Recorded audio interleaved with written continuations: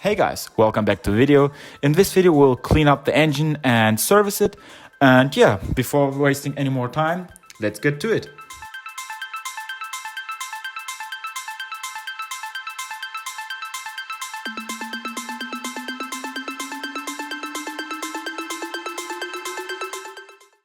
I already took out the water pump, and as you can see it's in very bad condition. So we've got lots of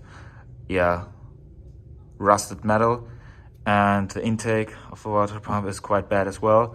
But our main problem is that, I hope you can see it, it's broken. It's got a broken ear. So yeah, I was going to replace this water pump no matter what, because it's in such bad condition. And yeah, while I have the engine right here, it's easy enough to do. I also ordered a new timing belt. This is right here, and a new belt that's feeding the alternator. So yeah, I'm just trying to take this engine more and more apart, clean everything, look what's broken, look what's good. For example, you can see there's a lot of rust, unfortunately, inside the water channels, and a lot of dust. So yeah, we have to clean that out, and later, when the engine is running, change the water a couple of times, maybe use some additives, and yeah, I'll keep you updated. I just moved the engine outside so that I can clean it with the wire wheel. And yeah, you can see it's pretty gross. There's a lot of oil and grease buildup, and it's pretty dirty. So yeah, I will first remove the engine as a whole. So I covered up the intake and exhaust holes so no debris gets in there. And after I've done that, I will take up the upper cover and clear that, then paint it, and then take out the oil cover and yeah, do the exact same so that both parts are painted and nice. And I won't paint the block because it's getting pretty hot, and yeah, it's not necessary. So yeah, I hope it will turn out nice.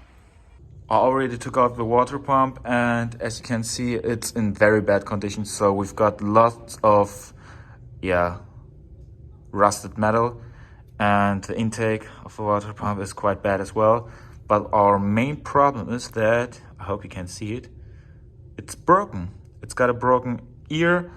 So yeah, I was going to replace this water pump no matter what, because it's in such bad condition. And yeah, while I have the engine right here, it's easy enough to do. I also ordered a new timing belt. This is right here, and a new belt that's feeding the alternator. So yeah, I'm just trying to take this engine more and more apart, clean everything, look what's broken, look what's good. For example, you can see there's a lot of rust, unfortunately, inside the water channels, and a lot of dust. So yeah, we have to clean that out, and later, when the engine is running, change the water a couple of times, maybe use some additives, and yeah, I'll keep you updated.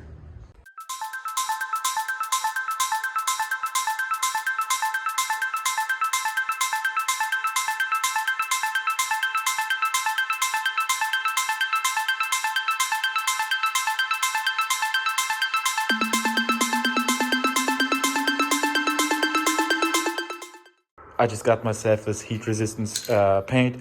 It's up to 698 degrees Celsius, and yeah, that should be plenty enough, especially because those parts they get warm but they don't get hot.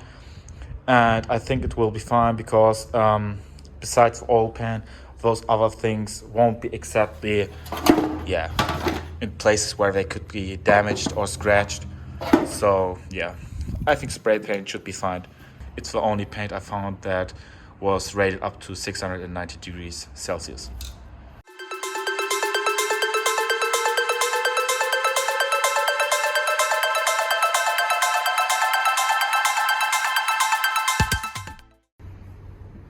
Alright, I just went outside, I put it on my garbage can, and yeah, what I did is I brushed it down with the wire wheel, and yeah, then I washed it with gasoline, and when I was sure there was no grease or oil left on it, I washed it with water and soap and a brush.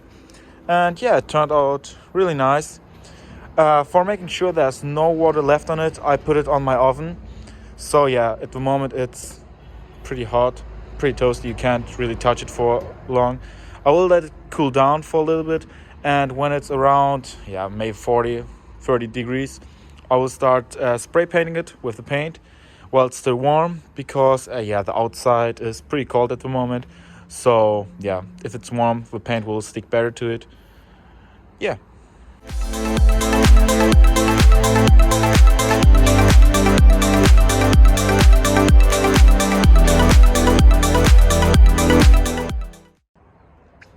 Our first coat is done. I think it will turn out very nice. Of course, you can still see a little bit of the texture of the rust, but that's not a problem for me, because that's good enough. My opinion, it looks pretty good. The black tone suits the oil pan, and the parts are now finished. They're all nice and painted, and in my opinion, the paint turned out to be really nice. And now I took all the parts we need to reassemble the engine. I bought a whole new gasket kit with all the necessary gaskets. I bought a new thermostat right here. I bought a brand new rear main seal, and also bought a brand new fuel filter, because the original Jeep didn't have one on it.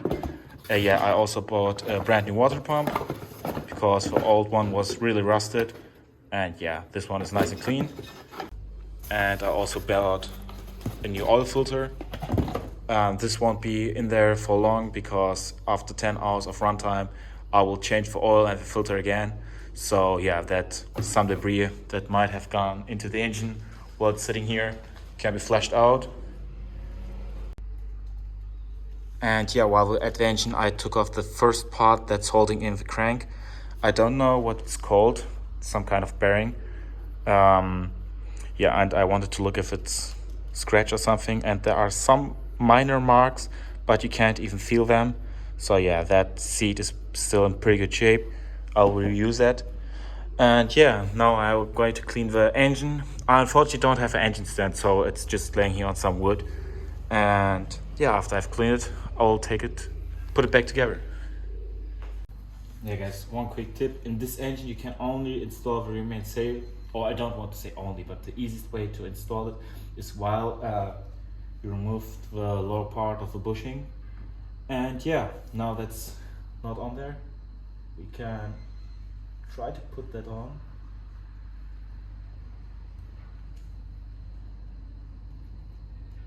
And in there is a lip. I'll show it you from a different perspective. Wait a minute. As you can see here, in there is a lip, and while you try to push the seal on, the lip likes to just loosen like that, and then the spring comes out. So you have to be really careful that that doesn't happen, because if the lip is bent upwards, or even like in this case the spring comes out, this won't seal the rear part of the crankshaft properly, and you will have oil leaks. So the rear main seal is installed, and I just took a little bit of engine oil, put it into the cap, and oiled the whole part a little bit, so it was easier to put the rear main seal on. That's a little tip. So now you can clean it, because at the moment I don't want engine oil to be here, because it will collect dust. And next you need a new fresh paper towel, and you have to clean the bearing very good on both sides, because it's one of the most important parts in your engine. And after you've done that, you already see it's still dirty, so you have to clean it a little more.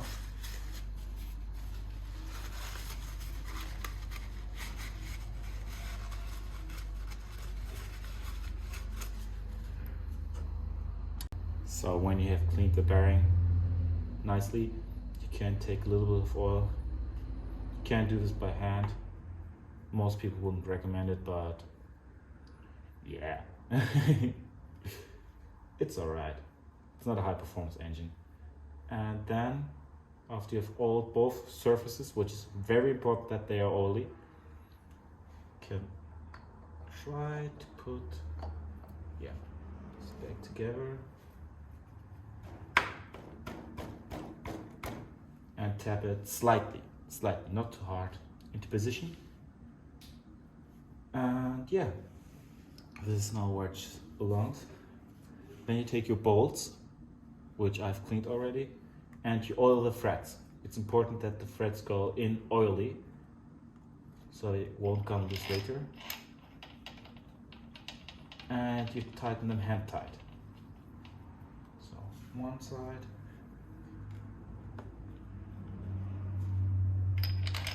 And for other side.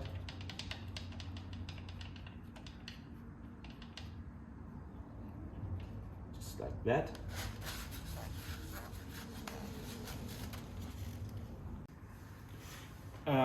Then you take your torque wrench and torque them down. In my case, it's 25 Newton meters on both bolts.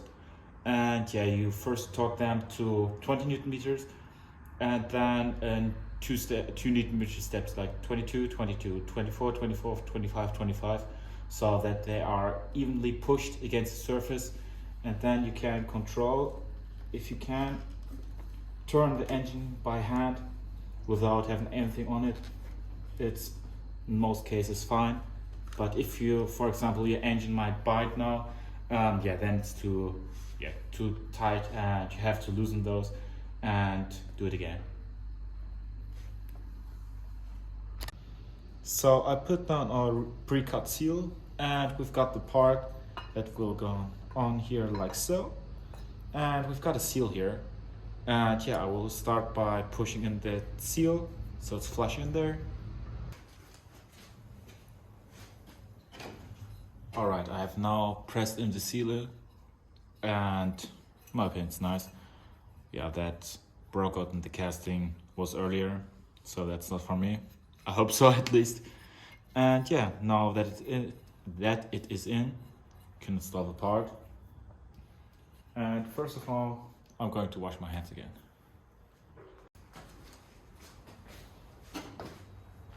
Alright guys, now with fresh and clean hands, we can start installing this part. I've already cleaned it up, so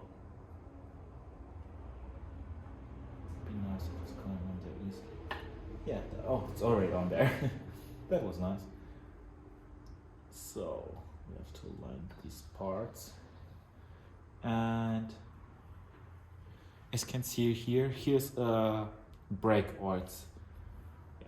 The oil pan sits on both of these parts, so they have to be really flush, so oil won't leak out in between of those. So yeah, we should have an eye for that. Let's take the bolts and start putting those parts together. It's not bad if the gasket looks a shim, really not much, a shim out of the two joints, so that the other gasket presses onto it, it seats properly. I'm really talking about maybe 1/4 of a millimeter, and not much, but just so you can feel it. So it shouldn't be in there, but it should a little bit out of there.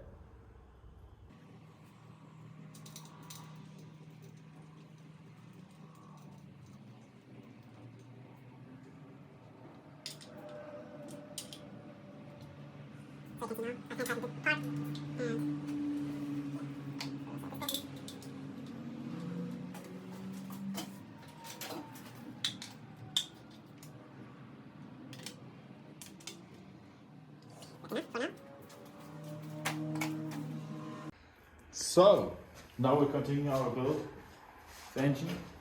I've got the second part and pressed the seal also in, and that part will go like this. But before we install this part, we have to install the shaft that controls the ignition and the fuel pump. So yeah, before letting that in, it's also again very important to oil the part, and also to oil this part right here. And it's a good idea to oil this here. This part is formed like a camshaft, so I hope you can see it this way. Also some oil right here. And now this should go on. Yeah, perfect. It's in there nicely, turns freely, has a slight resistance to it. It's exactly how it should be. And I've got a keeper. That is this part right here. And that one goes right into this groove here. And it's there for keep the part in place. So there's exact distance where it has to be. We should also oil this part right here. Basically oil a lot of parts in the engine. And also this part here will be filled with oil because you can see the gasket is around this perimeter. Now we can put the bolts in. And I couldn't replace those because I wasn't able to find new ones. But yeah, those are still in good condition.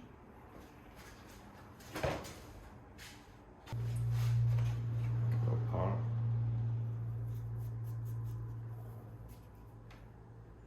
Okay, that's good.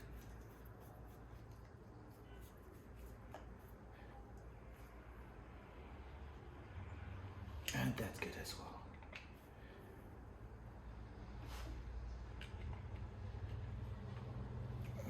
So, still turns nicely. And that's how it's supposed to be. Now we can put this one on here. Should also oil the sealant. And our perimeter. It's also important to oil these because now that they are not in their safe environment or how you would say it, they might rust pretty fast, and that wouldn't be nice. This is pretty tight, probably because it's brand new.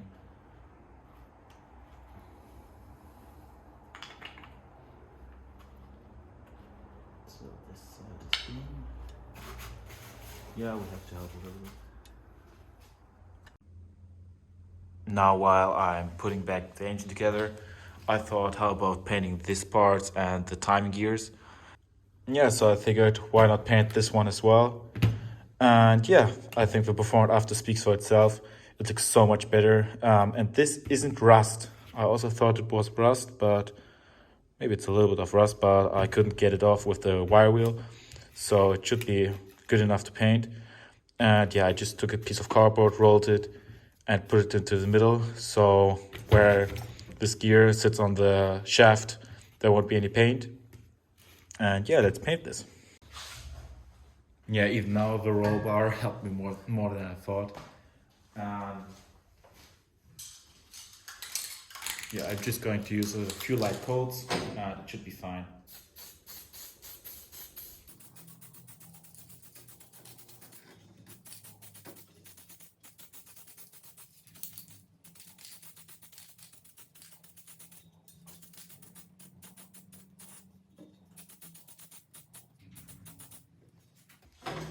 So yeah, that should be fine for now. I've now installed almost all parts we've got. I now have to install the valve cover, and I saw this part here was broken, but it's only for holding purposes, so it's not feeding anything.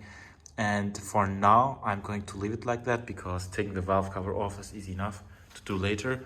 And I'm going to order this part new, this whole tube, and then it should be fine.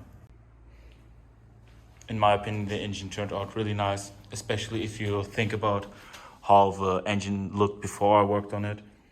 And yeah, this is how much I want to add at the moment. There are lots of parts left that fit onto the engine and that I have to bring onto the engine before I can run it. But at the moment I want to leave it how it is, because the more parts I add, the heavier it gets, and I don't have a crane or a lifting device, so yeah, I have to lift it with my friend, and yeah, at this stage it's easier or lighter.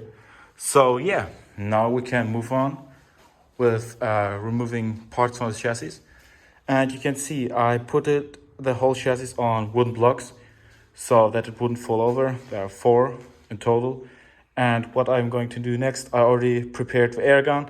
I'm going to remove both wheels and then the leaf springs, the front differential, the front shocks, the front gearbox, or